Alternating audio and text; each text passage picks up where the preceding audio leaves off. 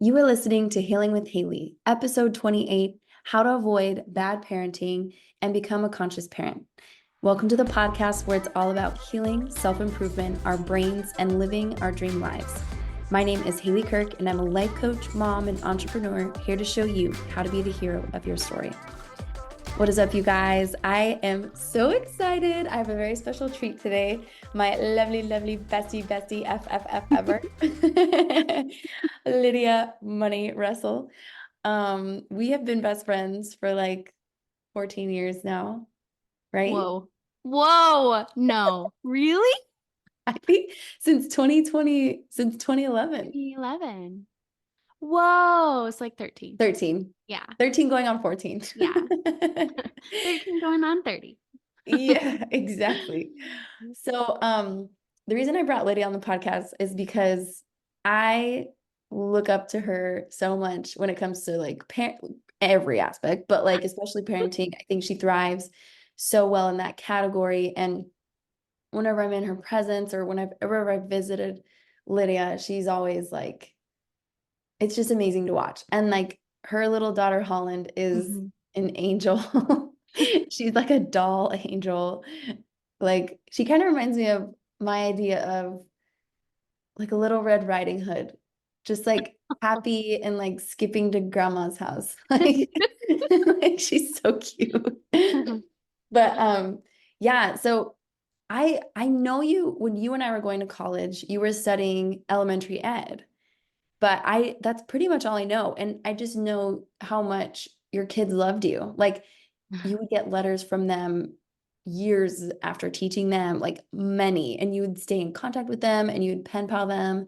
And I just know you were one of those teachers that was like, will be in the kids' minds forever. Like my teacher, Miss McWilliams, in science, fifth grade, like she just had this special love for teaching. And you're one of those. And so I would love for you to kind of talk about why you got interested in teaching, kind of the background of that, and we'll go from there. Okay. Well, first, thank you. That was the sweetest introduction, and I feel so honored. Yay. And I appreciate your kind compliments and words of affirmation about not only parenting, but my career as a teacher and everything that I worked hard to accomplish with those sweet little kiddos that I still keep in touch with. Like you said, it's You amazing. still keep in touch with them? Yeah, my Oh, first class ever no. graduates next year Oh, from high school? from high Oh school. my goodness. Isn't that That crazy? must be nuts. Yeah, I feel old a little bit, but it's fun. I didn't know I wanted to be a teacher initially. I always was in teaching roles. I just hadn't fallen into realizing that was my calling really in this life. I always knew I loved children, so my first attempt at a career was I was studying to be a pediatrician. So I knew I wanted to help kids and be around them, and I just love how amazing kids are. They are such influences and inspire the innocence in all of us. I think we should all be kids at heart. So I just Yeah. wanted to fulfill that desire to, help kids out. And eventually I started teaching swimming lessons and doing different types of jobs within the avenue of helping kids. And I finally came to the conclusion that elementary education was what I wanted. And so that's how it kind of came to be. I'm a first generation student as well, so learning has been a value I've developed and really wanted to keep. I always say I believe in being a lifelong learner just because it didn't come easy for my family. So, yeah, that's where my education interest came from. I love that. So, and the reason why I wanted to do this podcast is I want the listeners to take from this like, oh, here's some practical things I can do or some little tweaks I can change because I've found, at least for me, it was really hard to manage myself and my emotions. And I almost, I hate saying it, but I have to be a little vulnerable. But like, I would get so frustrated at times where I would be like, because I had this Caesar Milan training. Like dogs really do prep you for having a child, but to a certain extent, right? Like my baby isn't a dog. And so whenever my dog would annoy me, I would go and like do that sound. I would do that to my son, and I feel really bad about it, but I've stopped doing that. But like if someone just has no idea Mhm. how to parent or like what are some maybe quote unquote bad behaviors that parents might do and some keys to eliminating them or being better at them, what's your philosophy? Yeah, that first off, I just have to acknowledge like every parent has those moments, like you're not alone. Oy, oy, oy. It's hard. It's hard. It's so hard. And you hit right on point that what we have to do, the number one thing I would recommend for anyone trying to become a better parent is to work on yourself. So regulating yourself is modeling for your child. So if you can't regulate when you're frustrated, when you're upset, angry, whatever behavior is happening, if you're not modeling that regulation in yourself, then your child won't learn that behavior because it comes from you. So if you want them to model taking deep breaths and handling their anger when we say no, those types of things, then we have to do that for ourselves.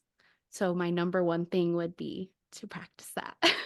To like when you're not with your kid, make a plan of how you want to approach what's going to help your body calm down the best way for you because it's different for everyone.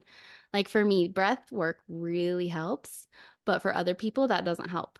Some people do Mhm. like tapping to help calm their body. Some people play a song. It can be anything really to help yourself regulate, but just make that complete boundary for yourself that you need to show regulation to your child. That's like my number one important thing to remember as a parent. So so if someone is super new to like Mhm. self-regulating, so you said breath work works for you. Or do you just use breath work or do you use other modalities? Yeah, so that's thanks for helping me break it down. Okay, so for example, if my child, this is a major struggle right now for Holland, she fights bedtime. It's so hard. Yeah. And Yeah. so it's going to take a while of consistency for us to finally get it. And it comes in waves. So like your child may have mastered bedtime in their second year of life, and then because they hit a growth spurt with their brain development, now it's hard again. So it comes in waves and you just have to be consistent. But say that happens tonight, what I do is when I feel myself getting so angry, because it happens, I get so mad, So but I real. don't, I don't do it with my, like, I don't let her see that frustration in an unhealthy way. Or if I do it in an unhealthy way, I talk to her about it and I work it out loud in my brain. So, like, say I'm really frustrated and I'm going, so then I tell Holland, I say, Holland, I'm feeling really angry right now. And I need you to know I'm feeling angry and I'm going to take a moment to help regulate my body. So I say those types of things. Obviously, the language is different for a younger kid. I said the same things to Holland, but with easier terms. Does that make sense? Like when she was a little baby. But in talking of terms from 3 to 5, like you can totally handle that language with them. So Mhm. then for me, the deep breathing, I stop talking. I don't let myself say anything else because if I do, it will come out and I'll regret. Does that Yeah. make sense? So, like, just stop and take a minute for you. Don't leave the room because that teaches fleeing for your child, that they run from problems, they hide in corners, they feel shameful. That comes from seeing that in you. So, you stop and you let them see you work it out for yourself. So, it can take as long as it needs. But for me, I like to just,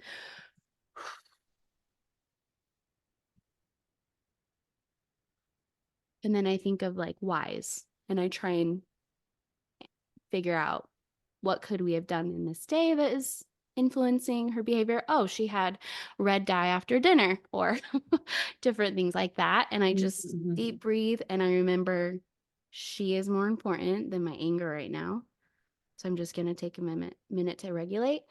And by doing that in front of your child, you are helping them be able to do that themselves. Like, we're not supposed to be perfect parents all the time in front of them. Like, being a perfect parent means showing them your imperfections, like showing them healthy ways to be human. I hope that makes sense. Yeah, yeah. Well, because sometimes for me at least, I do go out of the room because I'm just like, I'm about to explode. And sometimes Yeah. I wonder if there's like a point because I'm just it kind of is like it's like that song by Rihanna. You know that it's We Fell in Love in a Hopeless Place. It's like Yeah. do do do do do do do do Build up. do do do do. If you do need to leave the room, then you let your child know that you're going to take a walk for a second. Does that make sense? Because that becomes part of your regulating. So they don't see that Mm. you're fleeing and abandoning them. They see, oh, mama's taking a walk to regulate her body. Does that make sense? So like for my son, because my son's two, so he's really little. So would I say something like, I'll be right back? Say, yes, I'm taking a walk because he knows walk, right? Like mama's Like gonna he knows walk. outside, outside. Yeah. Oh, Okay. he knows outside. Okay. Hmm. Yeah, so you just let him know, I'll be right back. That's perfect. That way he knows you're not leaving out of anger, you're leaving to regulate your body if you do need to. If you can leave for a second, come back as soon as you know that you're a safe place for him. Like you don't need to be separated so he can see you work through it. Like he can see you take deep breaths. Yeah. Oh, I see. I see. So leaving is it's not preferable, but it's better than like exploding. Yeah. Okay. So leave, but leave before leaving, make sure you say, I'll be right back. Yeah. And then once you feel like the drizzle of the explosion, then come back and continue the regulating. Yep. I like that. Yeah, That's so that cool. he can see. And if they're older, like my daughter, you can say, this is what my body needs right now. I need to step away so I can walk it off and I'll be right back. Like you can explain it. But when they're that little, just saying, I'll be right back is great. Yeah, yeah, yeah, yeah. What if when you say I'll be right back and then they cry? Then they cry. It's okay if they cry. You just acknowledge that that's hard when you get back, when you're regulated. Because the most important thing is that you're at a safe place right now. You don't want to explode and do that to your child. Yeah. So if it's at the point where you're like ready to burst and you're so mad, then just say, I'll be right back. They can cry if they want. Like it's okay. Kids Yeah. can cry for a minute or two and be okay. And you're going to acknowledge they're crying when you get back. But to be a Mm-hmm. safe person, you got to regulate so that you can help them regulate because they'll feel it. They feel everything. Even if we're not, like, even if our words we're saying is, I am calm. Like, even if you're saying that, they will feel your energy. It's amazing. Just like we Yeah, do, really. We can read people. totally. Oh yeah, I sense that. I totally sense that. So, now that we're done with therapy me. No, no, I hope I'm helping like Oh, answer it it in is. a It better is. way. Yeah, Okay. I'm totally taking advantage of this time to coach I me. love it. That helps me gather my thoughts better with questions. Okay, so you told me recently that you're doing homeschooling for Holland. Yeah. Tell me Cool. about that. That's a dream I have for me, and I just tell me all of it. Just dive right in. Yes. The cool thing is I have so many resources as a previous public education person. So I was able to save all my stuff, most of Oh, it, not that's so nice. everything. Like all the games I made, the different math games and phonics games, all of that I was able to Uh-huh. hold on to. So Ah, that's that's been so cool. fun. Yeah. The That's so reason that I chose to homeschool is because if I'm honest, I wanted the control over my daughter's education, number one. This isn't in any cool. order. Not like number one as most important, but just Yeah. my list. I I feel like as a parent, you know your child the most. So you know how you can help them the most. You can give them that one-on-one time. And I loved teaching a classroom. So that says a lot about like why I wanted to homeschool if I chose to put her at home instead of in a class. And I also really missed her. I put her in kindergarten a year early just to get the vibes of how I feel about it. She was Did only you do there. pre-K? Yeah, so she did. I taught her preschool one year. Then I put her in a really cool preschool where they did like all types of Olympic sports with it. So she got to do rock climbing, gymnastics, like everything. Ooh, I that's thought that so was cool. cool. Yeah. And so then she did that a year. And then I put her in half day kindergarten a year early. Mm. So she was That's when 5. I came to visit you, right? Yeah. Okay, Yeah. okay. Yeah, she was 5 when everyone was 6. And so, yeah, we just tested the waters. I just wanted to see. And that's how it should be with every family is just see what's the best fit for you. And not that it wouldn't work, but I just felt like in our circumstance, in our family, and in my capabilities and in my values and what I wanted to teach her and be involved with, that's why I chose to homeschool her is so I could have control and be with her. I missed her so much. So, and I'm able to.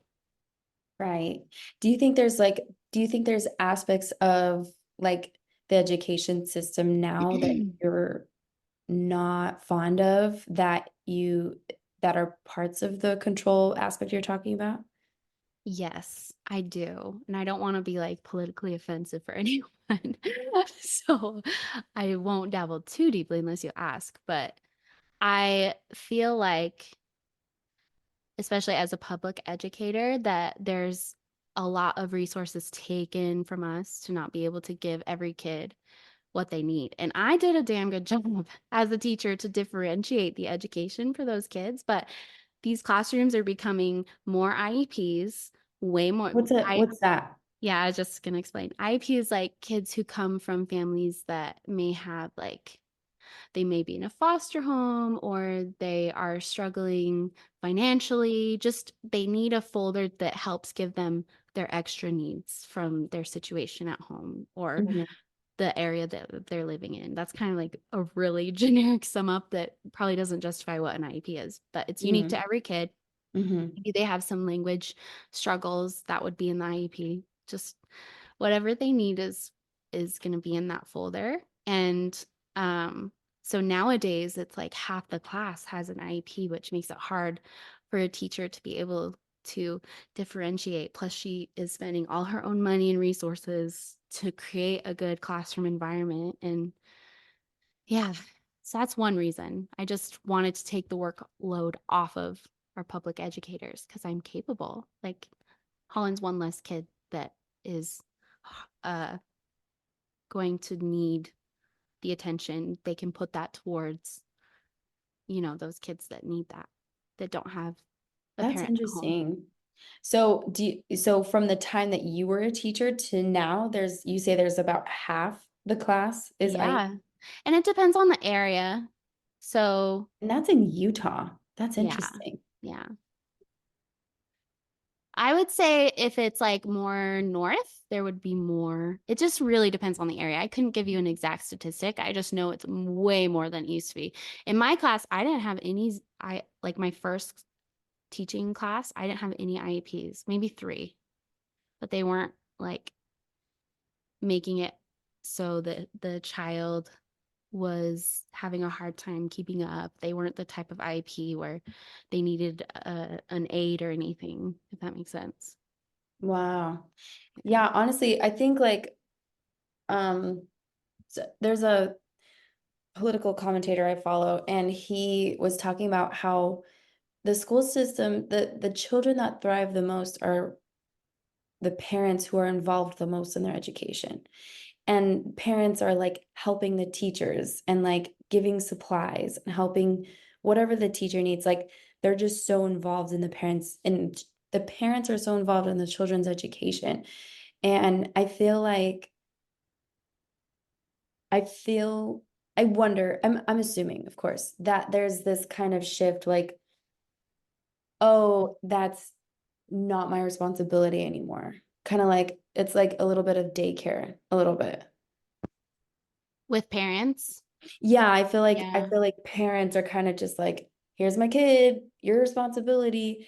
And and the reason I say that is because I feel like teachers, right, they're not given enough resources and then also not enough support on the parents' end. But then the parents have these like super high expectations of these teachers that are Yeah. like a one-man show, literally. Yeah.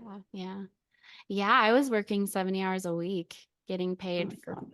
for 40, and I would take my work home. I could do that at the time because I didn't have my own children. I quit teaching when Holland was born, but that's so true. Like it in my classroom, I lived in a very well-off area, so the parents were pretty involved. I would say only like five weren't, but it's majority of especially public school, it does feel that way where it's like handoff, where it's okay, you take care of my kids' education and I'll have them back when you're done, kind of thing. That's so interesting. Wow. Yeah. Well, back on topic. Mm. Oh, so okay. The whole reason Lydia and I got together, backstory, is because I sent a video about this guy who mentioned Montessori and how Montessori is this whole idea. Well, he says the kind of the premise of Montessori is you're asking the child's experience of what they're experiencing instead of like, oh, good job or good girl or good boy. It's kind of like, well, like, what are you experiencing right now? Is that kind of, did I get that wrong or Yeah, yeah, that's a okay. good way to put it. That's one aspect of Montessori is where you make the effort more important than the outcome. Yeah, yeah, that. Yeah. So, for example, if your child's painting a picture, instead of saying, wow, good job, you would say, and I did this with my students, and I've done this since Holland was born. I would say, I noticed you used red and blue and mixed together that made purple. Like you would point out different things of their effort. Mm, Does that make sense? that's cool. That's cool. Or I noticed you use crayons for that and then put paint over it. You basically are just saying what they're doing, acknowledging their effort. That's one example of Montessori. So in Montessori, are you allowed, or is it like recommended to say good job at all? If you do want to say that, I would say make it more specific. Like, say, we're back on the painting idea. Wow, you put a lot of time into creating this picture. That's so great. That's so wonderful. Use a different synonym for them. And then follow it up with, but how do you feel about it? Like How always would put the you, focus on so them. like with my son, he's two, so Hmm. I can't really have that kind of dialogue. So how would you implement something like that So for just simple it down. So when he's working on it, say, wow, the yellow color. Does that make sense? So instead of saying, good Mm, job, say, wow, you used yellow. Because he knows you're learning colors at age two. So just point out, wow, color yellow. Oh, paintbrush. Like point out those little things he's using. And then mhm. when he's done, you can say, great job, good effort, but then follow it up with, what does Israel think? What do you think? What is this picture? Like make him think about it for himself instead of what mom thinks about Well, okay, we're not there. it. I think. That's cool.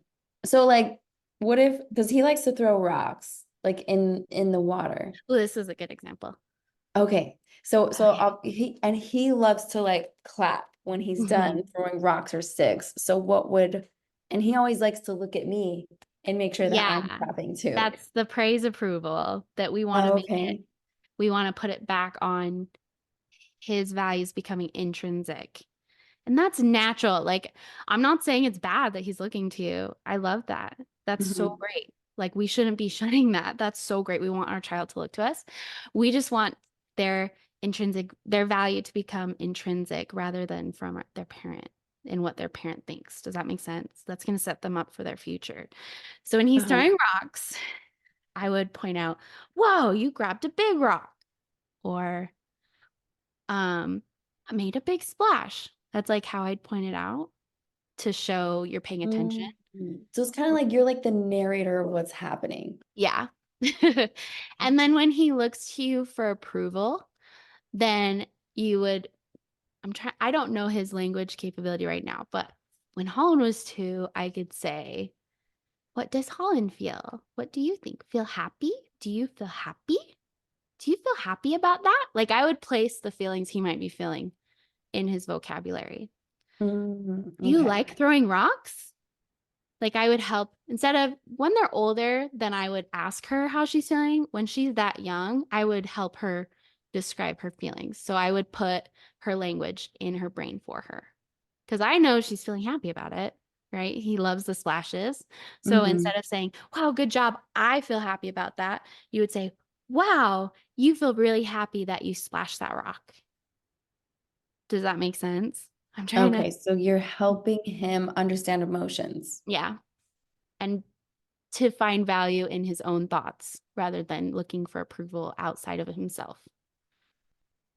Interesting. Ah, that's tricky because like how do I know what he's thinking? You know what I mean? Well, you can see he's happy. Every time he throws the rock in the water, he's feeling happy, Yeah, the right? facials, the Yeah. nonverbals. Let's flip Okay. it to something that maybe he's feeling that isn't as easy to recognize for you. So, do you have an example that I could go off of with that? Oh, for if he's what was the question? If he's You feeling not happy? yeah, well, you mentioned that what if I don't know what he's feeling? Like, do you have an example? Oh, I mean, it it's kind of interesting, right? Like it could be kids are pretty simple in their emotions at Yeah. that point. So it's like happy, sad, mad. Yeah, Like it's kind of basically. it's pretty Yeah. simple, which is Then you nice. can start teaching excitement. That's another one. And the way that kids develop vocabulary is that while you're out and about with him or doing things or making dinner, you're saying them out loud. So he'll see it in yourself. So if you make dinner and you want to teach the word excitement that week, you would say, Israel, I'm excited to eat. And you like make your face so big so that he can see that in you. And Mm, then now you say, are you excited to eat? Can you show me excited? So it's a lot of like movement and facial. got it, got it. Okay. Okay. So if someone like myself Mhm. struggles with something like that, like Okay. if I'm being 1,000% honest, when I Yeah. watch like my brother told me, he's like, what if you started watching like Rachel, Miss Rachel? And so I watched Miss Rachel and I'm like, uh, I cannot That's extra. do that. Yeah. Like I really No. struggle with that like voice or that like teacher voice or I don't know if I'm like my natural demeanor is kind of like calm and like maybe a little bit subdued. So it's hard for me to authentically be like, I'm excited about Okay. cooking this dinner when I'm really not. Do you bring Israel to different things you're doing? Hmm. Like what you're up to in the week, like a photo shoot or whatever you're up to? Do you bring him with to those Hmm. different type of things? Those would be a Hmm. good opportunity. You don't have to be Miss Rachel. That's her name, right? The YouTuber Yeah. girl. No, that's my personality because I'm bubbly, but like this applies to it needs to be authentic. So Okay. whatever's exciting you, whether it's dancing with him or whatever is like your niche as a family, just use those authentic, real moments to teach. It doesn't need to be the bubbly crazy, just like show your real excitement. It doesn't need to be so big Okay. or show when you're sad. That's an easy one to teach. So if you're having a hard time with whatever you're doing, Uh-huh. like Holland yesterday noticed. And so I say it out loud, like I verbalize, say, "Yeah, I'm feeling really sad today. I'm just trying to work through my sadness. And it's Hmm. okay that I'm feeling sad. Like let them hear that." Oh, wow. So how would I communicate something like that to my 2-year-old? So At 2, I didn't necessarily always say I'm feeling sad when I was feeling sad, but I would help Mhm. her see it when she would like get hurt. Mm, So if Israel bumps his head mhm, or anything that's sad, then you would try and mirror what he's feeling with your face. Because that helps him mhm, develop not only empathy, but the words to describe their feelings. mhm, So you get down on their level, and obviously your kid's running to you for comfort, holding you, and all that. And you just make sure you make eye contact. And so then you'll create the face that he's feeling. Like you mirror his feelings at the time. So he's sad, he hurt his foot or hit his head. So mhm, you say, Israel's sad. Israel's really sad right now. You are feeling sad. I'm so sorry you're feeling mm. sad. I'm sorry you bumped your head. I'm so sorry. Doesn't need to be super dramatic. Yeah. Yeah, just like you're feeling really sad. And you like show that on your face so that they can see you right up and close. Okay. Okay. So if I'm understanding any range of emotions, you kind of want to be telling them, almost narrating even your own emotions. Yes. Yes. Yep. Oh, that's interesting. That's so cool. That's how kids learn. Like you live your day-to-day life.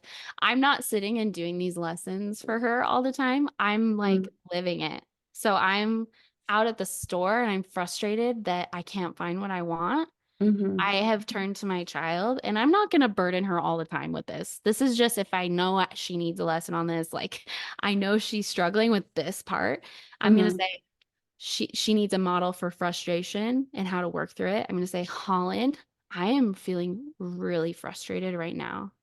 And for Israel, you're not going to go this deep, but for any parents that have like older kids like mine, then I Mm-hmm. would ask for her like ideas. So I'd say, I'm feeling really frustrated, Holland. I cannot find this thing. How can I regulate my frustration? How can I help my body right now? Can you help give me ideas? And that helps them see working through it in real life. That's It's more so applicable. cool. That makes me want to cry. It's like your little like therapy buddy. Yeah, and like in a way that you're not going to burden them. You're just giving them an opportunity to see that it's human and normal to feel those things and that they'll Yeah. feel them and they can work through it just like you did, just like mom did. Oh, that's so cool. Well, and I feel like the more I follow all those like mom pages and psychology of parenting, all that, it's like kids w- kids thrive when they're helping. Like Yeah. they feel like they're contributing. And Israel, every time I'm cooking, he like I have a little stool for him in the kitchen and he loves to just like push it up to the counter and help me like cook and put things in the blender or whatever. And he like loves that. He loves that. And he likes being like busy with his hands. And I notice he feels this sense of like purposefulness. You know what I mean? Like Yeah. he feels contributory to what I'm doing. Yeah, that's really human nature. Like thinking about us ourselves, we love to be helpful and feel like we have value in our home community and that we're accomplishing a lot and we're helping each other. And so I think kids are just little people. They're just like us. You know, their brains just developed, they're developing. And so when we treat them as such, they thrive better. Yeah. Oh, there's so much I want to talk to you about. Yeah, I find I exactly like what you were saying because you said like Holland for a time like did really well with bedtime, but now it's like that's the challenge now. And I have found some days Israel doesn't like some days because we go to the park or outside every day and he does really well. Just like, okay, it's time. And I try to like go right into his face because you taught me this. And you're like, I go to his face, I'm like, we gotta say bye-bye in 5 minutes. Like I use my hand and I'm like, 5 minutes. I don't know if that works. No, it works. Tell me if I'll do this too. Yep. I'm like 5 minutes. And then I even put a timer on my phone so it makes a sound Yes. after 5 minutes. but I probably should even do it more like 10 minutes, 5 minutes, 2 minutes. Yeah. So there's times where he's like, he just takes off. Like he'll just be like, okay, I'm done. And just like Yeah. the park. But then there's other times where he just gets like really, really sad.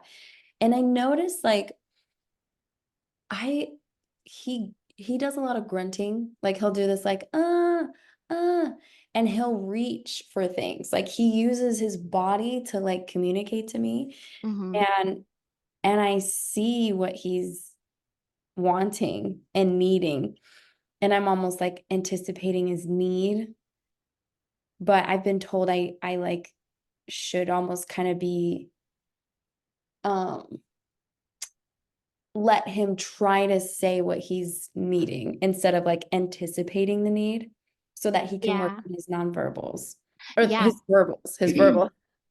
So just like I was saying before, you would say how he should say it. So I would like get face to face again and say, "You want to stay. I understand. You want to stay here. It's fun. The playground's so fun. Time for bye-bye." Like he's two. I'm trying to think 2-year-old vocab right now, but like validate can even happen at age two. Just help Yeah. him feel his feelings. And usually kind of what I do is I'll be like, are you sad? You look Hmm. sad. Yeah, that's Oh great. no, it's sad. We gotta say bye-bye. We'll be back We'll be tomorrow. back. Yeah, those are great. Then they know Okay. it's not gone forever because part of like prefrontal cortex development comes in stages, and that's why you feel your child go through waves of being able to do something and not able to do something is Uh-huh. his spatial awareness. He doesn't know that's a permanent thing quite yet. He still Mm, sometimes he's grasped it, sometimes he doesn't. But like once they learn this is permanent, then they're not as worried to like not be able to come back and experience that part. yeah. Yeah, yeah, yeah. That's so cool. Oh, I always learn so much from you. Thanks. I love brain development. That's one of the like huge passions I had in child psychology and in class, even classroom management is just learning about how a child's brain is coming to be, how our brains have come to be. Uh-huh. And it's made it so I'm way more compassionate and understanding of, what their worldview is. Yeah. Yeah, the other day I heard someone say like they're they're having like adult emotions, but in a little body.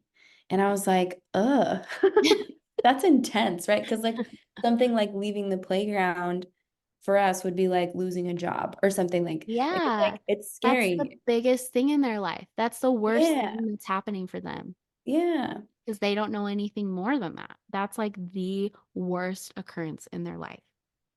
Yeah, well, and if you think about emotions, right? Like emotions are uh, simply vibrations in the body, right? And they're just different. They're different and they're intense. They're very intense. And emotions are, some of them are very uncomfortable. Yeah, and it's our Some, goal to help them feel comfortable for like help them be okay with the uncomfy. yeah. Well, and if you think about what we do with our emotions, we like numb. We just like, we go to Shut it social down. media. Yeah, we go to social media, we eat, we shop, we do whatever addiction. Like there's so many ways to numb those emotions, but for them, they don't have those at their disposal, right? Where it's almost like a little, it's like so hard. Imagine if there was no way to numb your emotion. I Yeah. think numbing is actually not, it's not as bad as we might think. Or like buffering.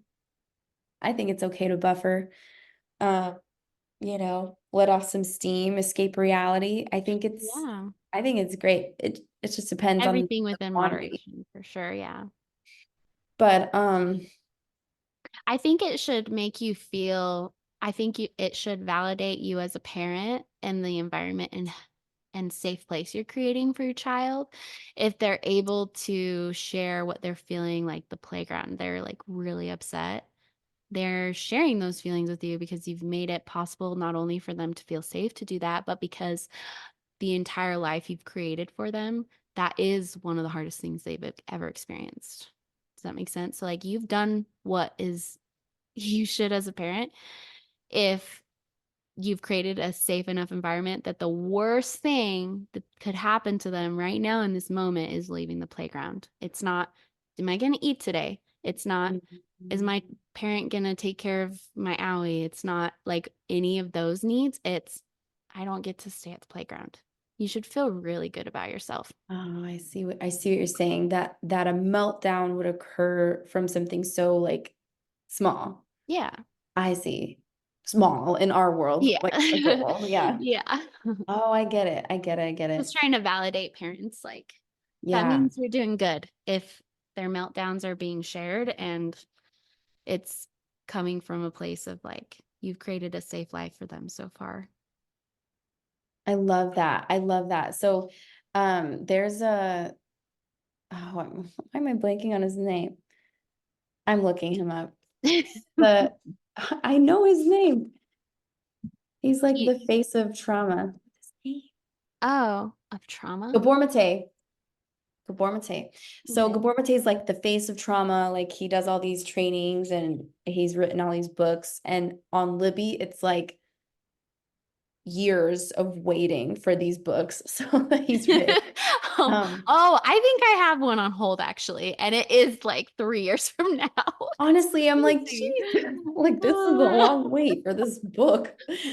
I'm just gonna buy an Audible, geez, at this point. But something he said, he was like, you want a baby that cries. Like you don't want a quiet kid. That if they're loud and playful, and rambunctious, that's actually like a healthy child. And yeah. so that kind of concerns me sometimes because I notice this is something very interesting. When I cry, like cry, I'm like, I kind of hyperventilate and I'm like suppressing my cry Mm-hmm. pretty hard. Mm-hmm. And I've noticed that about myself. I'm like, why do I cry like that? And then I notice now like my son cries like that too. Or it's like a quiet cry. And I'm like, why is he quiet crying? Like, and I wonder if that's something like from the shushing that I did. So I don't know what your thoughts are on that, but I I already messed up my child. Oh, there's nothing that can't be adjusted because their brain is like growing so fast. So if something did happen, which all of us are gonna do, by the way, we're all gonna mess up our child in some way or a form. It just Ugh, happens. They're so humbling. moldable. But okay, so you're telling me, just so I understand, when he would cry, you would shush him? Yeah, I would. When Okay. he was probably like, and I was like working on the phone. So Yeah, it that's was hard. like it was so hard. It was so Yeah. hard, but it would be like at a climactic. It would just be like hours and hours of working and crying and crying and crying. And then I would shush him. And this was probably when he was like 6 months old, 8 months old. Yeah. Okay. Well, I don't think it's directly like stemmed from that. For sure, what we're modeling can influence it. And he could have some internal memory of like having to stop crying. I, I wouldn't be too hard on yourself, but in ways that you could like help him feel more expressive is when he does cry, just like acknowledging it's okay to cry. So if he gets hurt and he's holding back a cry, I would say, you can cry. It's okay. I You can love cry. that. You can Yeah. cry. You Yeah, can because cry. Holland did that 2 days ago for the first time where she felt like she couldn't cry. She's never done that. She hit her really hard. She hit her foot, like stubbed her toe on her um bunk bed like ladder thing. Oh, And I could tell she was trying to stop her cry. And so all I said right in that moment is, you can cry. It's okay, you can cry. That looked like it hurt. I I'm so want to cry now. sorry. And so then it just like all fell out after I said that. And she ran Yeah. to me and I just held her for a minute. Hmm. Just like let yourself, it in the long scheme, us humans feel rushed. Like we don't have time to do that. But if you just Yeah. remind yourself, like it's gonna be 2 minutes, it's worth it. They're gonna be more successful in the day in the long run if you just Yeah. like let them. So, Right, right. Yeah, yeah, yeah. yeah.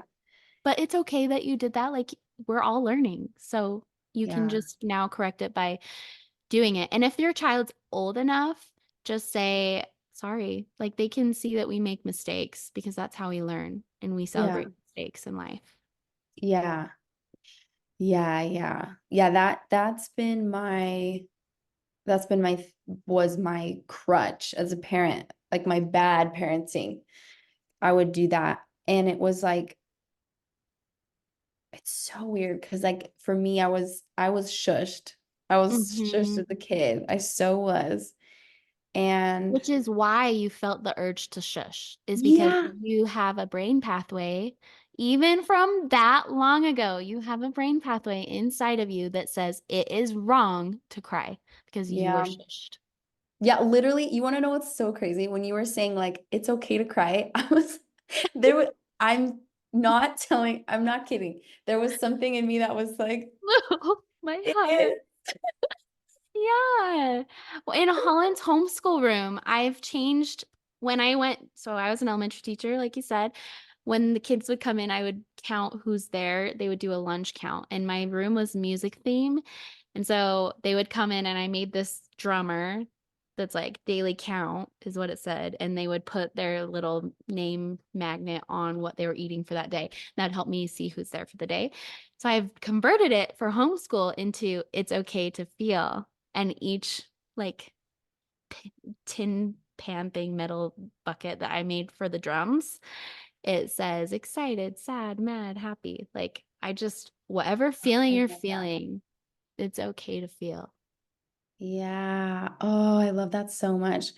I don't think I'm visualizing it. So you have these Oh, tins. sorry. No, you're good. So you have these tins and they have emotions like labeled on them. Yeah, they're like pie pans, And honestly. so every day she puts what does she put inside the bucket? Her name magnet, it's like on the wall and it's a drummer because I Uh-huh. have a music theme and he's like holding drumsticks up. I just drew Oh, they're it. magnets. They're magnets Yeah. of metal tins. Yeah, they look like the Oh, drums. And so oh, okay. she puts her magnet on what she's feeling. I see. As far as like kind of like attendance, but Yeah. it's just, oh, that's But so it's cute. not attendance for homeschool. I had to convert Yeah. it. It's one of the things she does to start the day. Yep. That's so cute. Check in That's on so how cute. she's feeling. Oh my God. I I feel like we're doing like therapy. Aw, I felt like when you said that, I just wanted to reach in and hug your heart and little Ah. Haley and say, it's okay to cry, Haley. Yeah, no, I think it's pretty interesting because oh, well, we haven't even gone into like how and why we're friends. So Yeah. I remember Lydia was in my college success class, and I remember not wanting to take that stupid class. I was like looking at my Why? advisor. Yeah, I was like, this is stupid. Like to succeed in school, you just do your work and blah blah blah. But I'm Mhm. like so glad I took that class because I met you. We I wouldn't have know. met, I We don't wouldn't think. have. I don't No. think we would have met any other way. But yeah. And then from there we like made a club, anti-human trafficking club. Cat club. Yes. Yes. Oh my gosh, literally 2 days ago, my nephew, by the way, side note, said his college class that he's taking in high school mentioned Hat Club and how they thought that was the most brilliant way to name their club, Humans Against Trafficking. And he was saying that's the best way to like, because the name is so good. Anyway, sorry, side note. Are you serious? Yeah, I was like, oh, go Wait, us. and he went to UVU? So the professor was a professor at UVU, but they were doing the student like where you get credits in high school.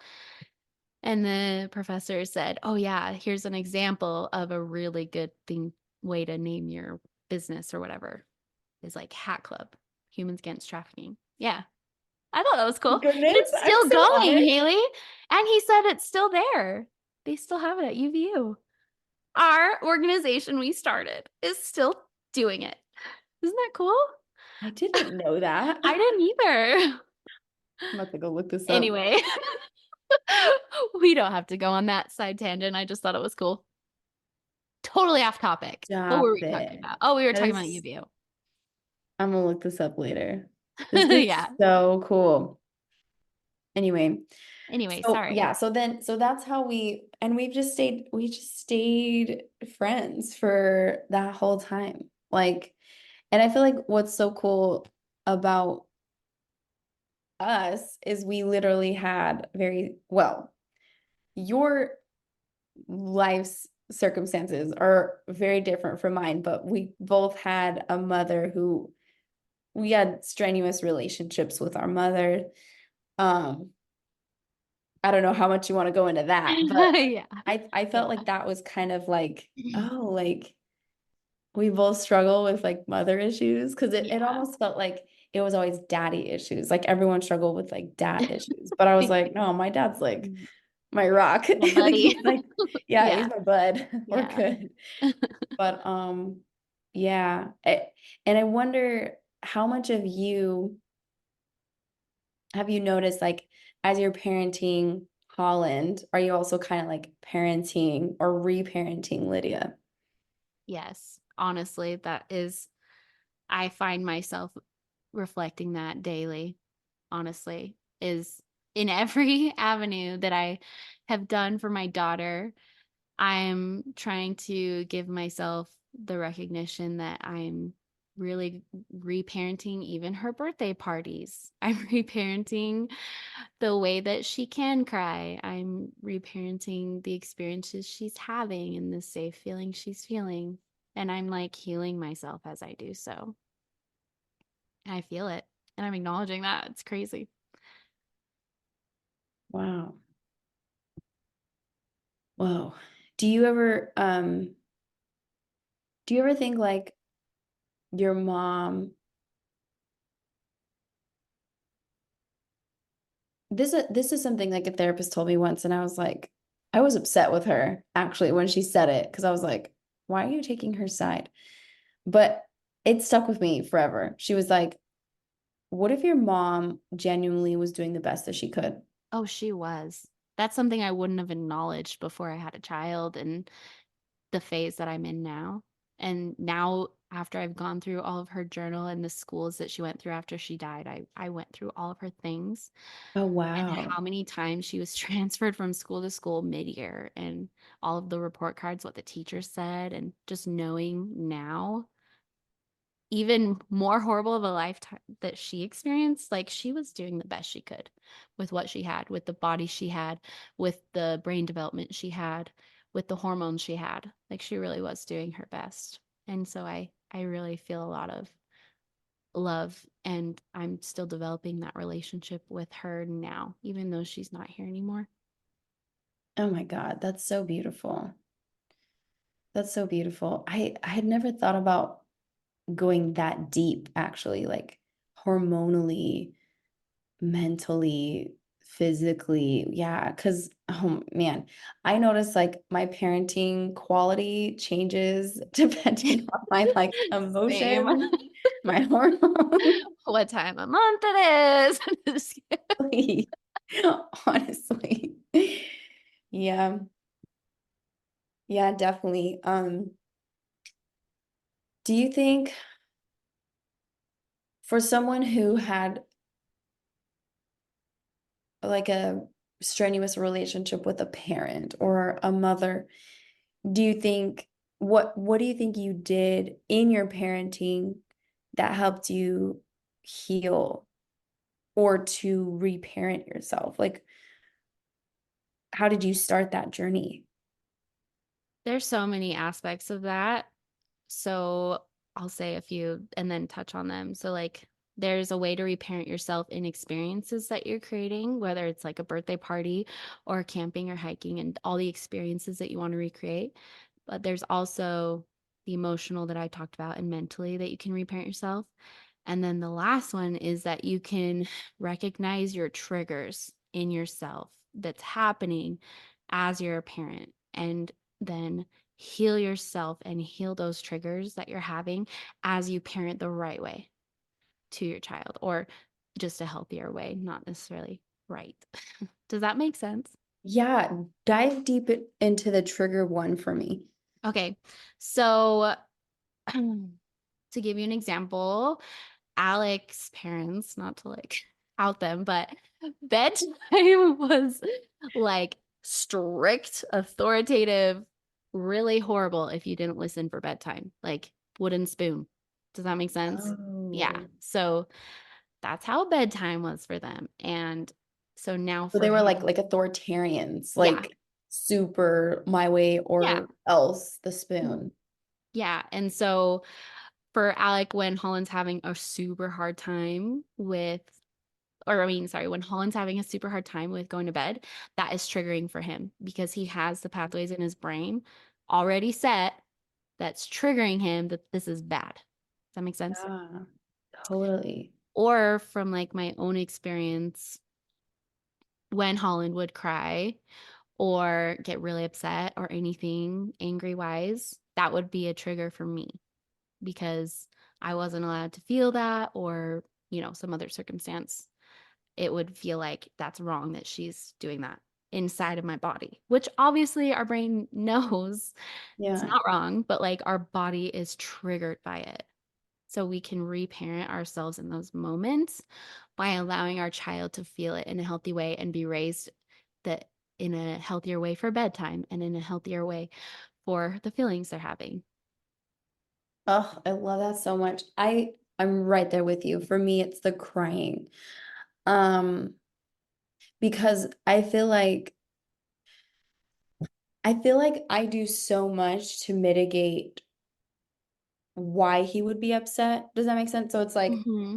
is he fed? Did he sleep well? I'm really on top of those things. And I make sure like his food is like top notch, high Yeah. quality, no sugar, like clean.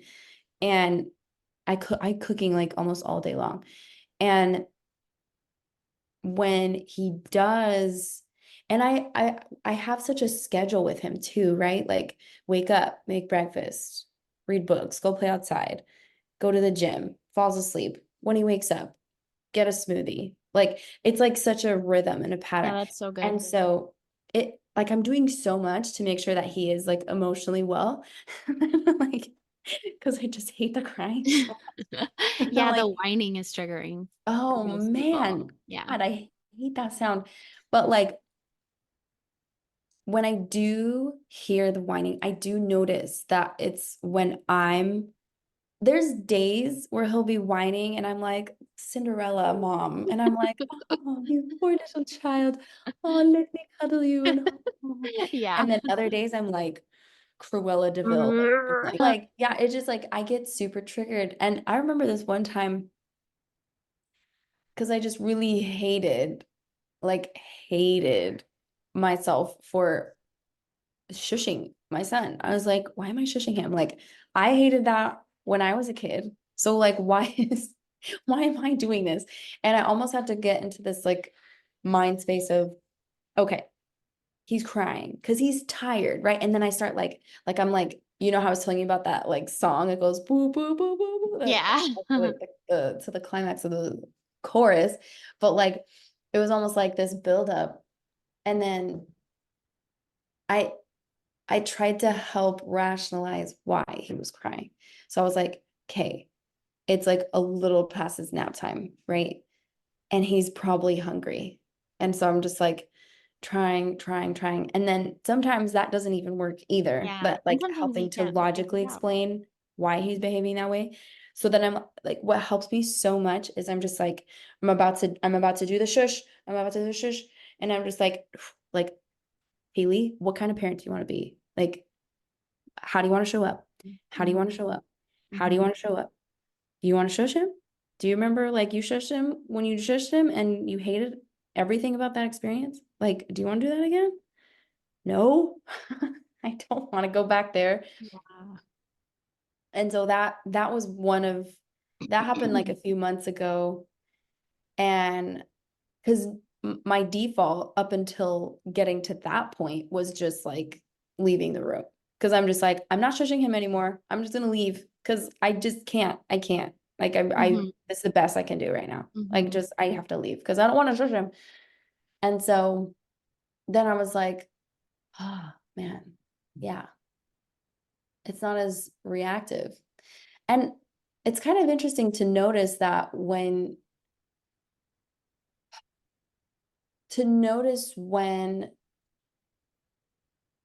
you are more reactive. You know what I'm saying? Because remember how I was talking about that dichotomy of like, Hmm. it's so weird how some days it's the same thing, but I'm like, I Yeah. don't care. Life's great. And then Yeah. other days I'm like, everything is annoying. Yeah, and that can just depend on like what we experienced that day and what might have dysregulated us or oversensory, and I think you should really commend yourself for setting a boundary with yourself. Like if I could say anything is most important as parents is that you set a strict boundary for what line you will never cross and you make it severe. Like you do not cross this line. Whatever boundary you want to set, and you don't do it. And you always, you know, stick to your value with that. Like keep yourself accountable. So you should So commend if yourself. you do cross the boundary, what do you do then? If you do cross the boundary, you have to make amends. Like say sorry to your child and say sorry to yourself for crossing that boundary and reset the boundary, reestablish why that's a boundary, talk to yourself about why you crossed it, you know? Yeah. Because like you said, we have triggers and like be merciful with yourself too. Obviously there's boundaries one will never ever cross and you're never allowed to cross. But like where we're shushing our child, that boundary I'm not saying is like it's bad if you cross that. I'm just saying if Yeah, you no, have yeah. that established as a goal, just like you have your goals with fitness and you have your goals with eating right. Like Yeah. this is a line you've created that you need to stick to with yourself. Show up for yourself and show up for your kid that way. Yeah. Yeah. Yeah, yeah, yeah. I like that so much. And that was one element that Gabor Mate like kept emphasizing was repair, repair, repair, Yeah, repair. repair, repair, repair. And kids are actually pretty resilient. They will store the trauma in their bodies and have those like memories, but like if there's that repair, that's Repair. everything. Yeah, that's what I was trying to put across that like even as young as Israel, you can say, I'm sorry. That wasn't Yeah, okay. That wasn't okay that I did that. And that probably I like felt that hard. part. Yeah. That wasn't okay. I'm not doing that. That wasn't okay. I love that. That's such leadership. That's like the accountability piece. Yeah, holding yourself accountable.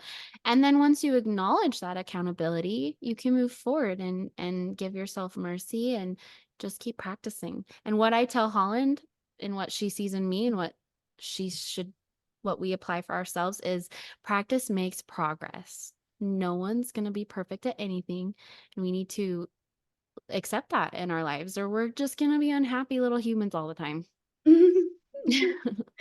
Yeah, practice makes progress. I like that a lot. So considering that the title of the podcast is How to Avoid Bad Parenting, Mhm. what are maybe some of the things you notice, like just out and about, or like at the grocery store, at the gym, with your friends, where you're just like, ugh, it's like something that makes you cringe a little bit that you would consider like a bad behavior of parenting? And how can someone change it? So maybe like three, maybe do three. Okay. Okay, the way that we're speaking to whoever's in our household is what we're instilling in our child. So the way we're modeling our verbal connection is what they are going to do as well. So if I'm being unkind, if you're married and you have a or you have a partner or they have a sibling, if there's unkindness happening in my verbal communication, that's how the child will be. So if you want kindness as one of your family values, you best believe you better model kindness. Like, watch your tone. People Mhm. are so rude to their kids. Every time I'm at the store, I'm like, how are you treating your child this way? This is a little person. You would Mhm. never talk to your coworker this way. Why are you Yeah, talking to your child this way? yeah. It's so unhealthy and it really makes me angry. Yeah. Like, set the boundary with yourself. You will not be unkind to your kid. Don't be unkind to anyone. Kindness is super important. Yeah, I agree. I agree. Yeah. I know what you're talking about. Yeah, sometimes I'll just like hear like in Target or something, I'll just like Yeah. hear parents passing by. I'm like They're cringe. so Like, mean. And like, yeah. they're not perfect. Like I said, I don't want to just like call out people. There's been moments where I've been unkind. I Of just, course. Yeah, yeah, yeah. yeah, yeah. So kindness is one of them. So tone, so you're saying, is it like it's the way that they're talking to their kids, or it's both way or talking to their kids and the words that they're using? Both. Yeah, it's Oh definitely wow. both.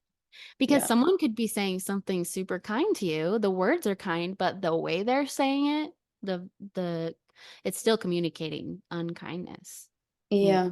Yeah. So just like trying our best to be kind, that's really important, especially if you want that value in your family. I think in today's world, that kindness isn't really common anymore, which is hard. That's hard. I mean, if you're looking at the negative, it doesn't seem like as kind. Obviously, there's tons of kind people out there. Yeah. Yeah, yeah, yeah. No, for sure. So, okay, so watch that kind of that modeling piece, right? Like Yeah. what so interesting how much parenting is like. So Joe Modeling. Dispenza, yeah, Joe Dispenza, he's like the quickest way to enlightenment is being a parent. And I'm like, yes. You I'm know like, yourself more. yeah, oh, I'm noticing all my flaws. I'm like, here they are. Oh, I need to fix them. Yeah. Yeah, I noticed that. I noticed that. So, okay, let me ask you this. If you're someone who's going through like kind of a rough time for a Mhm. long time, how would you how would you not let that affect your kid and or how do you communicate that or what are your thoughts on that? So if you're experiencing a hard time like mentally or hardship in what kind of hardship are you describing? Yeah, any Any capacity. capacity? Yeah. Okay. Well, just like I've been saying this whole time is find moments you can share whatever feelings you're having so that, they can develop empathy in that as Mm, part of their prefrontal cortex development, but also give yourself mercy in the moment. Like mercy in the moment of it's really hard at bedtime and you really want them to leave the park or all those different moments. Like give yourself grace in that you're having a hard time. And so just before you say anything, just stop and help yourself get back to homeostasis a little bit. Like before you let it bleed into your parenting, what you're feeling and the hardship that you're experiencing, just stop and take a moment to acknowledge that in yourself so that it doesn't bleed into parenting and you don't regret. I yeah. don't know if that Okay. helps really. Yeah, it definitely does. Like mercy in the Um, moment. yes, yes, thank you. And then, okay, so that was the one. What's like the second behavior, bad parenting behavior, Bad parenting. quote unquote?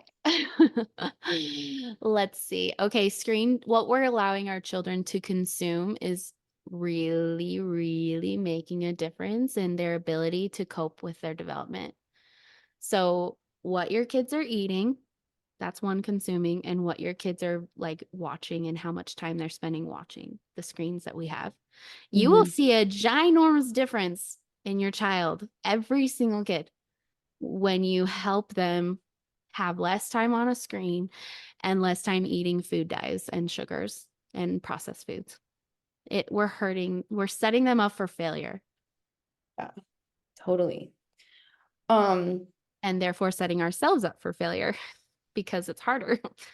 it's so much harder. Yeah, I Yeah. agree. Today, today was the first time Israel drank juice, and it was because I was people pleasing and a neighbor wanted to give him the juice. And I like let my kid eat things sometimes too. We just went camping. She had like s'mores, like everything in its season. I know, I know. So, so what are your thoughts on like screen time specifically? So are there like, is there a standard deviation of like, okay, within this range, acceptable, this range, not acceptable? Every child's development is different, so you can definitely gauge based on their age and what they're doing the rest of the day. But I would say for every kid, they need to be outside at the least 2 hours a day. And then at so for that, like whatever you can do to limit screen time so that they're outside doing, moving, whatever, not necessarily if it's too cold to be outside for 2 hours in your area, like just moving their body at least for 2 hours. A sweet spot is 6 hours, but 2 hours at the least. So it kind of looks different in each situation. Kids really shouldn't be watching more than 30 minutes to an hour a day. Oh, so like a normal like Disney movie is like an hour 45. I So would it's too do that much. sparingly. Like, do movies for sure. I just barely did a fun Nightmare Before Christmas movie, but you can kind of plan on not having TV for a few days so that you can do a movie. That way, it's like you're not Oh, overloading their body. Not because it's bad to have yeah. TV in a movie. These aren't bad things, especially when we have like there's so many educational, helpful ways we can watch TV. It's Okay. just setting their bodies up for failure with regulation and failure with like how they're developing. So you think TV watching can actually stunt their growth? Yeah, it definitely can be corrected because our brain isn't fully developed till 26. But it Mm, stunts where they could be if they weren't watching TV so long. I see. So what's something instead of TV parents can do if they're needing like a break or like a just something to get to distract them while they get some things done? So what I do, it depends on what age range you are, but like for my daughter, she's been able to do this since she was 3, and I had to practice to start out with her, is I set up self-play for her so that she can get to know herself alone without mama. Like she can play on her own. She can self-direct her play, which is really important for development. And she knows I'm right there. Like I've set up the expectations for her to know I'm here when you need help. Like I'm gonna take a shower. This is the time frame I'm giving you where you play with yourself. Does that make sense? So, what was your question again? So I can make sure I So you would set up the self play and how did you set that up? Okay, so every like child's playroom or just their bedroom or whatever kind of setup you have, you should have an organization system. Doesn't have to be super complicated. It can just be like 5 bins worth of toys where you're cycling their what they play with. And you don't have to go all out either with like buying different toys or activities or fancy new gadget. It can seriously be a tub of noodles and like safe things for them to scoop. Like that could be one bin. And then the next bin is all these hand-me-downs you got from the neighbors this week on your Facebook page. And that's that bin. And you can like cycle with your neighbors and friends and all that. Go to the DI, just have one bin that they haven't seen in a while. And then you pull that out. That way they're not like getting sick of it. It helps them feel like it's new and exciting, and it gives you time to be able to get done what you need without kids. Because everyone has those things where you're like, I just need to get this done. I just want to shower by myself. Yes, honestly. Oh, Yeah. okay. So So, okay, this is so cool. So, how often should you be replacing and or like so replacing and or just like giving toys cycling. away? Yeah. For me, just because things get so busy, I really like to just have a like a bucket's worth. That way I don't have to organize all these little things. And then I have little bags too for like all her princess toys or just Ziploc bags. I'm so basic. A Yeah. Ziploc bag for all the Legos or like seriously so easy. And then I would cycle whenever you start seeing they're not touching that toy, like it hasn't been touched in a few days, it's time to put it away and pull out something else for that young too. With Holland's room, everything's put away and then she pulls out like 2 to 3 things at a time herself. Yeah. Okay. So, so And do interesting. this with books too. So I Oh, keep, yeah, like not in a complicated way. Just if you want your child interested in books, have bins yes. throughout your house of books, different bins throughout your house, and like go to the library and change them out with the season. I noticed that. I just recently bought Israel like three Halloween books and they're just so cute. Oh, look, it's Yeah. like right here. It's so cute. I'm so extra. I love reserving. So cute. For Sorry. birthdays, I get birthday books and Oh, it's that's so so easy to just cute. like put them on hold. It takes me 2 seconds to go on the library and type up birthday book and then I put them on hold and then I pick them up while we're out and about. So, Oh, that's and it's a fun activity for your kid to do too. I took Israel to the library once and it was a disaster because they were having like they were just running around. I was like, I'm not having fun. Oh, did they have toddler time at your library or? They did, but it was That like might I be. caught the tail end of it where they weren't Oh, like shoot. sitting down and they were just like chaotic. And I was like, Yeah. this is That's a fun. little too much Uh, for me. no. Yeah, maybe go when they're not, or plan on going so that you're right there at the start. Yeah, Yeah, it that was so bad. yeah. But yeah, that's a really awesome, like cost-effective way because books are like that one book, $7. So I spent like $20 Oh no. on We definitely Halloween have some books. we buy. Like there's some you can't get at the library that are fun to buy. But I Yeah. mostly cycle through like Facebook Marketplace or I'm part of my area's Buy Nothing group. It's called Buy Nothing. Most Buy places have nothing. Oh, that's so it. cute. Yeah, and we just give each other what where our kids have seasoned out of, or we just rotate between all of us, like what we're not wanting right now, or you know, different different things like that. Yeah, that's a good idea. I like that. I like that. Um, so then, so the cycling happens only when there's a toy not being played with, or what's the frequency? You can establish it can be any type of frequency you want. It could be like every 2 weeks you cycle them all out and just wait till they're all done with it. Or you can do where, oh, I'm noticing you're not playing with that for 2 weeks and I'm just going to switch out that one thing. It can honestly, whatever flow you need as a parent to make it the least time consuming, but still cycling their toys, like putting away out of sight the ones that they need a break from. Because kids will thrive more when it's organized out of the way and they're working with 2 to 3 toys at a time that they can like create a community with. Does that make sense? They create a community with their toys. Mm-hmm. Yeah. Oh, So what is especially that as about? they What? develop, I That's know, so cool. isn't it fun? Yeah. Well, I never, even though I'm organized, like I like to separate toys, I never encourage my daughter to like keep them separated. So if she's playing with Legos, she'll pull out her squishies and play with those in the Legos, and then she'll pull out her princesses and play with those in that. And then you have like little towns of play. I don't know how to describe it other than they're creating this little community inside their play work in their brain. And that is helping them develop so much. And then she'll have different things in the kitchen that aren't like food, but her imagination has created that. She has these little like springs that that are part of our bucket of like sensory toys, but she Mhm. put those in the kitchen because it reminded of her of pasta. And so like that's a community she made for herself.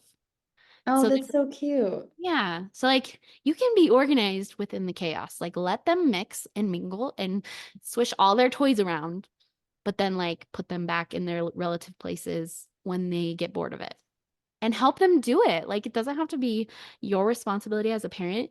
If you practice these things with them as they develop, like Israel, he'd maybe last 1 to 5 minutes of putting things away, but like keep doing it. Keep putting things away with your child and doing that with them and having them be part of organizing into their spots and you will be so surprised what your kid is capable of. Like Holland was organizing by the time she was 2, 2.5. So Oh wow. Yeah, I noticed he liked helping cleaning up, but I didn't continue that reinforcement because yeah, he's just like he just got disinterested. But yeah, even if it's just 1 minute or 30 seconds, that's like yeah. Like always Knowing end that. with picking it up. Like she's not allowed to leave the room. And obviously this isn't perfect all the time, but like Yeah. when we've established playtime or self-play, we're not done from that thing until she's cleaned it up. And I and Mm. and I don't say you need to clean it up. Kids need to see our willingness. Like if we're going to be stubborn parents, then we're raising stubborn kids. So like Mm. they need to see us compromise with them. If she's feeling hesitant, like she doesn't want to clean up, then she's now developed the ability to say, "Would you mind helping me clean?" And then we do it together. Does Oh, that make cool. sense? Yeah. Yeah. So like it's never a you have to do this. It's I'm always willing to help her clean as long as she does it. Oh, that collaboration. Oh, that's Yeah. so cool. I like that. Okay. So your there was a third one. What's the third thing for the like the bad parenting that kind of drives you crazy? Oh, okay. So first we said the language we're using. Yeah, like being kind was Yeah. the first And one. like modeling. And then the second, Mhm. what was the second thing? What was I just talking about? What was the second? Oh, Oh, screen time. oh How the yeah, what we're consumption. consuming. Okay. And then the third thing is establishing like okay. So the question is what does bad parenting look like? Like what are we doing that's bad? Like yeah, like what are your top three like bad, like you would consider bad parenting, and like how can you not do those behaviors? Okay. Let me think. Um this is hard. I've kind of touched on so many things within those two. I Mhm. think it's really important what our kids sees us doing too. Like if we're consuming screen time or we're eating junk, how can we expect them to do that? So that goes along with modeling. Let's see. Okay, having a routine. So like you have a really great routine. Kids thrive in routine. And like we can be flexible and change up those routines as much as we need, just as long as they're having kind of a generic timestamp of the day, because that will help them develop and it'll help you stay sane and it'll help them be able to be successful. So if you're just creating like a chaotic life every day of the week and you're not establishing, even within switching parents and like passing off to on a different week, as long as the routine you've set for your child is consistent and like you're creating and what when they need a nap time they're getting their nap, and when they need, you know, breakfast lunch and dinner you're creating those different routines for them, and like you have a smoothie after lunch, all those different things help our kids feel safe and like they're thriving and capable of developing and beyond their emotions, you know. So if you're like creating chaos within your life more than needs to be, I would say let some things go that are keeping you from having a, a helpful a helpful routine for both yourself and your child. Because, like, if I have too much on my plate and I see that in myself, then things fall out that are super important to me, like having kind of a more neat house so that I can thrive. And I'm not wasting time doing that when I could be doing other things because I've kept it up. Does that make sense? I don't know. I kind of rambled on there, but Yeah. No, it does. It does. The routine, I think, not only benefits the kids, but it benefits the parents. Because I'm yeah. like, I can pretty heavily rely on his nap. And so I'm like, sweet. That's when I get to shower. That's when I get to Yeah. eat. That's when I could do some business, right? Like I can work on my business.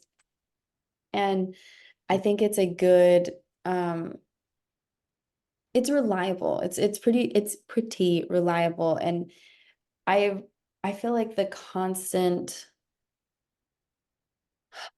pull for me as a parent is when am I gonna get my needs met? You know what I mean? We're kind of always pushing our needs away. And I'm constantly like I'm pulled in that direction, like, oh, like I just really want to like sit down and like just do something for me. You know, I'm constantly feeling that drive.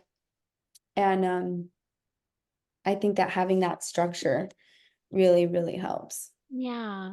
Yeah, because then you can plan on the time for you. Like you can, if you have a structure, you can deviate from the structure and make it so you have time. You're going out with your friends. Like you have a babysitter set because you're being consistent with your child and with their routine. You're making it so even though you deviate from that routine, it's easy to bounce back. It's easy to go out and have a night away from your child and then you come back and it's not like utter chaos because the routine was shifted. Does that make sense? So, Yeah. yeah. Yeah. Speaking on that, actually, I noticed something in Israel and for this like single co-parents that might be listening, um, I'll notice when I drop Israel off, he has this like kind of like, don't touch me, I don't want to talk to you, energy or body language towards his dad. And then when he spent time with dad, and then I come, he's it's that same kind of energy, not as strong, but there's still that reluctance. Mhm, mhm. So I wonder what your thoughts are on that. That is normal. That is Okay. totally normal. That even happens in a co-parenting situation in the same household. If, like, Mm, for example, I'm with my daughter all day and my husband comes home and it's time for Holland to go with him, she still has that reluctancy. It's just a matter of getting into the flow of it. Like every kid, that's normal. They're all going to do that. I But thought they so. figure it I out. actually listened to a podcast with Tony Robbins and his wife, and they had a daughter together. And they were talking about this concept of like, because kids have no concept of time, They're not really. playing favorites. Yeah, no, yeah, yeah. And it's like they're kind of immersed in this moment, like they're so present. Yep. And so like even, us as moms, even though we're with them like pretty much all the time, let's say they were doing like self-play, and then we come into that moment, like we kind of almost need to do that too and kind of like softly introduce us because they can Yeah. be kind of like jolted out of this like present moment. So Yeah. I wanted to hear you kind of talk about that. I love that. And a good example of this that's really important to remember with our kids is to apply it to ourselves. So for example, say you're right in the middle of your weightlifter routine workout, you're feeling it, you're doing so good, and then someone comes over to you and says, "You need to be done now. I'm going to take over this machine. You're done." How would you feel? How would you feel? Like if we just make our kids human, we can empathize with them so much more. They're playing in their own little world, and we come in and we're like, let's put this all away. It's time to be done. We gotta go. We gotta go. We're late. How would you feel? I would be so pissed. So true. I So would not be able true. to regulate myself. So how can I expect Yeah. someone to do that? Yeah, I noticed that. I noticed sometimes Israel's dad will be like, okay, let's change your diaper. And I'm like, wait, like he was like Give them a playing or eating warning. or something. And I'm like, hold on, like he was doing something, like give Yeah. him a break. And so sometimes I'll like with Israel, let's say he's like playing or reading a book, and I'll be like, hey baby, it's time to change your diaper, You have diaper, two because he knows minutes. diaper. Yeah. And I'm like, let's go change your diaper. Do you want to read your Mhm. book while you change the diaper? So I'm kind of like That's so good, doing a Haley. little like a little show. Yeah, you gotta like transition them. It Yeah. honestly sets yourself up for success when you do that because it's way less hard as a parent when your kids can feel that transition. Yeah, yeah. And I notice he's so easy. Like for me, it's really easy. He like never cries now as much, but with his sisters or his dad, it's like it's that reluctance. And it's so hard because I never want to come off like Yeah, it's not they it's like so hard. Like I almost feel like I'm like micromanaging him, but I kind of need to because one, he's not with him all the time. He doesn't really know the like nuances of Israel, really. Mhm. I don't know. It's so hard. Yeah. I hate coming off like self-righteous or like I know No. everything. You're what you're doing. It's not called micromanaging. It's called coming up with your parenting style together. Like he needs to be on page on whatever the like on the same road that you Uh-huh. are on so that you can set up success for Israel. It's not about you guys individually being offended at you're trying to micromanage. It's about what can we do so that it's more seamless for Israel to develop and become I love that. Yeah, that's the mindset. That's like so it. even Alec and I, we have that's my husband's name, Alec. Like I've had to we've talked to each other and had these talks regularly about like, okay, this is what happened in parenting tonight. And we come after so that we're on the same team with our child and say, well, let's not do this again. This is why we're not doing it. And we just come up with this self-paved road so that our kid isn't being whiplashed between parenting styles. Like come up, meet in Yeah. the middle. Yeah. Hmm. Yeah. And That- that's obviously better, like easier said than done, and every situation's different. But like if you Mhm. can, and it's a healthy communication between each parent, try and establish, what you're doing isn't micromanaging. It's helping Israel be successful by having a consistent parenting style. Yeah, I agree with that. I really, really do. There's another thing I wanted to bring up. I noticed on yesterday, that so you and I, we've been through like, through our anti-human trafficking club, we've done a lot of education on like, body empowerment and saying no and boundaries and all Hmm. those things. And so it's a standard, I guess, principle, if you will, that giving your child total autonomy of their body is really important. And so, like in cultures where, like, Hispanic cultures where it's like, you give the kiss on the cheek or you hug, it's like a very touchy culture. Um, Giving your child the autonomy to say no, or if they're like their body language is like this, like, Still no. touch it. Yeah. Yeah. And so yesterday, um his sisters were like beso beso, they were saying bye to Israel, and I just kind of mentioned briefly, I was like, guys, it's really important for Israel to have control over his body. And so if he looks like he doesn't want to kiss, I don't want you guys to force a kiss on him. And so that was like the first time I saw that. And so how would you recommend communicating that even as like parents or like siblings? Because I'll be honest, I get sad. Like I'll be like beso and he doesn't want to give me a kiss. And I'm like, oh. But like, what are your thoughts on like body autonomy as a parent, as siblings, all the above? Yes, I love this topic. So, this is so important. Let's just establish why we do this first. It's so important. We're teaching autonomy to our kids so that one day, when the time comes, and it will, that someone either wants to walk all over them or they have a dangerous situation where someone's, abusing or whatever the situation is, they have the ability to say, no, Yes. no, I want to set Holland up for that.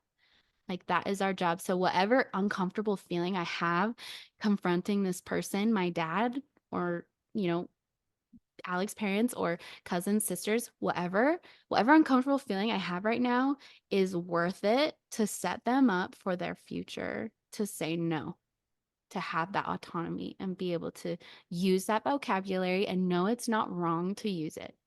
No is a full sentence. Yeah. So just to establish that, I love this that you're talking Yes, about me too, this. me too. Good job. I'm saying good job, but like you should really pat yourself on the back and feel good about being able to do that, even though it's hard and uncomfy. You It's know, so, yeah. it's And hard. and they're such sweet girls, and I know they love Israel and they have the best intentions. I just And uh, you're like teaching them too by yeah, setting that boundary, like showing them that it's okay for them to say no. It's good. It takes a yeah, community to raise a village. So, yeah. So, what I do with Holland and I just have to decide now that that's okay if she doesn't want a hug or a kiss. I ask, so I say, "May I have a hug, please?" And if she doesn't want it, I say, "Okay." And I just don't take it personally. Like she just doesn't feel like it. if I imagine myself when I've had a big day and I'm oversensory or there's so much music and my clothes feel uncomfortable and someone's like, give me a hug, and I'm like, no, just it's easy to put ourselves in that in their shoes that way. Yeah. Yeah. And then I've had to do that same boundary with my relatives as well because they like force hugs on them or bribe them for hugs, and that's not It's okay. terrible. It's such Yeah. grooming. It's Yeah. it's like, Yeah. but we know they're not trying, right? Like, well, but I mean, you know what I mean? Like, it's like, But it's setting up that being yeah, okay with the grooming style. Like it's it is. setting up that type of I don't know, just interaction. And you just Yeah. let that happen. So I've done the same thing. You just politely say, and you say why first. So you say, it's very important for me to teach Holland that she has control of her body, just like you did with Oh, I love that. I yeah. love that. This has nothing to do with you. Like, this Yeah. isn't to make you feel bad. This is so I can teach my child autonomy to say no so that they know this is their body and no one can do anything to hurt their body or make them feel uncomfortable. I'm setting them up for that. This isn't anything against you. So if Yeah. they don't want to hug you, you need to accept that. I love that. I love that so much. This is, I want to teach my child that it's okay to say no. And if they don't want to hug or kiss anyone, including myself, Including myself. including me as their mother, if they don't want to kiss me, I don't force the kiss because it's that important to me that they are able to say no. I love that. Yeah. I love, love, love I that. love I love that you did that too. That's really hard to do. Oh, the to the Yeah, siblings. yeah, that Yeah. is really hard. I think that it honestly probably went over better than you think. I think they probably saw it as, wow, that's really cool. Most Yeah, I people think will. I struggle because I know also like I have limited exposure to them. And so like the times that Oh. they do see me, I'm like correcting them. I don't want to come off that way either. So I know I need to give them and I do try to develop the relationship and give them compliments. And I'm like, you guys are such good sisters. And I know you love Israel so much. Mhm. I try, but I know it probably still comes off really like No. Well, it's she's flipping it. always telling us what to do with her baby. No, no, it's okay to establish that. Like it's okay to have to do that. Even if it is a lot of directing and helping them so that they parent in alignment with you, it's okay to do that. And if you flip it, not on necessarily two kiddos, but like on uh someone who is a full-on adult, you if a grandparent wants a hug from their child, they need to take responsibility from their grandchild that they're not giving themselves enough time with that kid. They're not trying to come and be part of their life enough where that child is receptive to a hug. Like if they're feeling, not all of the time, but like if, for example, my dad, he's really made an effort to try and come over more often. So now my child's more familiar with him. She's more willing to, on her own, give a hug. Like that responsibility is not within all of our fault. Like the other Mm, party needs to take responsibility for why don't they want to hug you right now? Are you giving them enough opportunity to get to know you? mhm. Flipping that responsibility. Not always, but like we Yeah, don't have to take full responsibility for that. I love that. Yeah. Yeah, yeah, yeah. Oh, man. I feel like we covered so much. Yeah. Yeah. And like it deviated so much too. Well, I love all the topics Love though. it. They were so Me too. they're so fun. I could talk for hours. This is We so really fun. could. And I know we're just barely scratching the surface. I know, yeah, I think I'd love to dive into the homeschool part, but I think we need to Okay. make this a part two. Yeah. Okay. I'd love that. That sounds great. I honestly am just honored to have shared my thoughts and be inspired by you in your parenting and come together as women trying to do our best, honestly. Yeah. Yeah, that's what and I think the message I'd love to leave parents out there is like Because I feel like it's so easy. I feel like it's so easy to just hate yourself, really, like Mm, hate yourself. mhm. It's so easy as a parent to do it. Um, Especially when you make mistakes, right? You're just like, oh man, I feel like I've confronted so The many worst. demons. Yeah. What? Oh, yeah, like the self-talk. Oh I'm the man. worst. I'm the worst mom, the worst parent. Yeah, you can get in Oh there. yeah. Yeah, it gets pretty like evil in my head. Like it gets pretty bad. Yeah. And I'm just like, wow. This is like, and I know this isn't even like abusive. Like I'm not like beating my kid or Oh, anything. Like yeah. it's just like, wow. And so I'm like, I'm even thinking like for people that do those types of things to their children, I mean, that hatred just could go even worse. It's like for you to do something that severe to a child, there's just already hatred inside of you. Like, but for us people that are just doing normal parenting, not abusing our children, I feel like even then it's very humbling. And I feel like what has helped me to stay sane is how can I make mothering easier? Like, how can I, what can I do to make this easy for myself? And what can I do to make this enjoyable for myself? Yeah. Because there's parts of mothering that I just really hate. And honestly, I really hate the, I have a really hard time with play. And I know that's a podcast we can do, a separate one. You told me one time, right? Like, there's a thing, if a adult has a hard time with play, there's something. Did you send me that video? Meaning they never established that as a child, the play? That one? No, Which one are you it's talking like about? I don't know if you sent it to me. I saw a video that explains like if parents have a hard time like with play, um, there's some disconnect with being in a creative world. Oh, that Like, was me. Oh, I know what you're talking about. okay, Like being able to find your inner child, like being able to be creative in a way that is just whimsical and playful. Like being so comfortable with doing something that isn't necessarily going to help your time.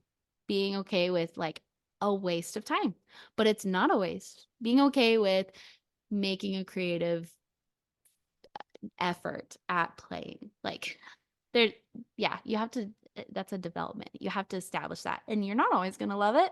But if you can just surrender into whatever feels good for your personality. For example, I went to the pool and I'm not loving playing toys lately with her, but when I'm at a pool, I can throw her in the air and I'm loving that. I can pretend yeah. started this storyline, but I just like ran with it. There's a every time we passed the shadow in the lazy river, it was a monster gonna get us, a water monster, and we had to swim away. Like there's ways you can establish play that isn't so mundane and boring. And if they want to do that type of play, they can do that type of play. You don't always have to join that type of play. You just need to create playful moments together in whatever capacity you feel good in. Yes, yes. And I think you were the one who showed me one of the Instagram moms who does this kind of like it's like this silly parenting. Yeah. And I love that idea because I love games. Like I love games. I love kind of like challenges with my brain. And I just loved what she was doing with her daughter, who's kind of like Holland's age. Um, I'd love to figure out ways to do that with my son. And I mean we play the things I like to play. And I feel a little selfish, but like I'm like, man, I want to play with you, but I gotta like enjoy it too. Okay, my rule for that is to give Holland one thing she prefers to play, even if I don't want to. Make sure I at least do that one time. I always, since she's my job, like she's what I'm doing. So it's different for me than for someone who's working all day. So I would Mhm. say one thing that you're doing that was their preference, even if you don't want to. Like that they That's love fair. it, but you don't. For Yeah. Holland, I do every other thing. We take turns picking, type of Uh-huh. it's a free day. But yeah, just make sure it's at least one free play of their choice that you know that they love, like if it's playing Barbies and that's not really your thing, but still do at least one. That way you're connecting to them and showing your compromise. I like that. Oh, that's a good tip. Yeah, yeah, yeah. Um, any last words before we end? Yeah, I really loved what you said about trying to create a parenting style that you can enjoy and recognizing that not every second is going to be just this joyful, giddy, silly time, but finding joy even in the fact that you got through that hard thing and in the comforting way that you did it in a way that you can sleep at night. You know, feeling joy and content that this lifestyle and motherhood you've created is reparenting yourself in a healthier way than the way you developed.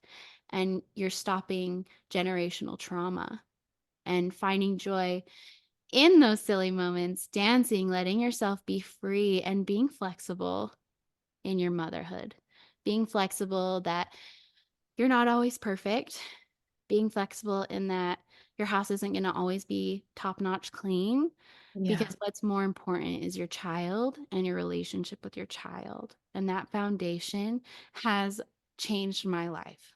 I am a better me after knowing and experiencing everything I've experienced, all of the abuse I've gone through because of having my daughter and having so many opportunities to be merciful to myself and to her and to learn together and grow and honestly just like accept my imperfections and find joys in the moment. So I feel like I rambled a little bit, but Thank you, girl. passionate. I love that. We're definitely gonna need to do part two. Oh, it was so Yes. good.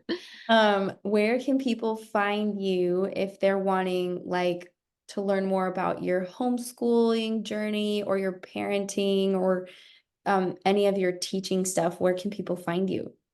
Aw, thank you. So I'm established on Instagram as just Lydia.money. Money is my maiden name. If you want to be friends, I'm totally happy to connect in that way. Reach out anytime you want.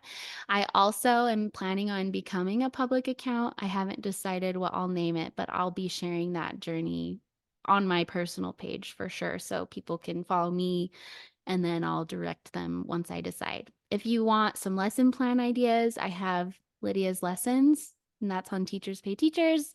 Or I'm on Pinterest as Lydia.money, and I save billions of Pinterest boards for homeschooling, and I have a Mrs. Russell board. So, yeah, those are all my different plugins if you want to connect.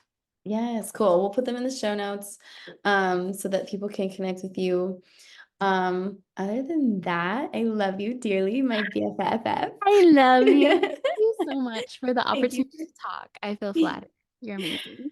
Yes, guys, this was an awesome episode. I hope you took a lot from it. Please share with someone you are trying to co-parent with or who is thinking about homeschooling or who just needs some tips and tricks on how to figure out this parenting thing. Share and rate the podcast. We would love, love, love that. I hope you Yeah. guys have a lovely evening. Thank you.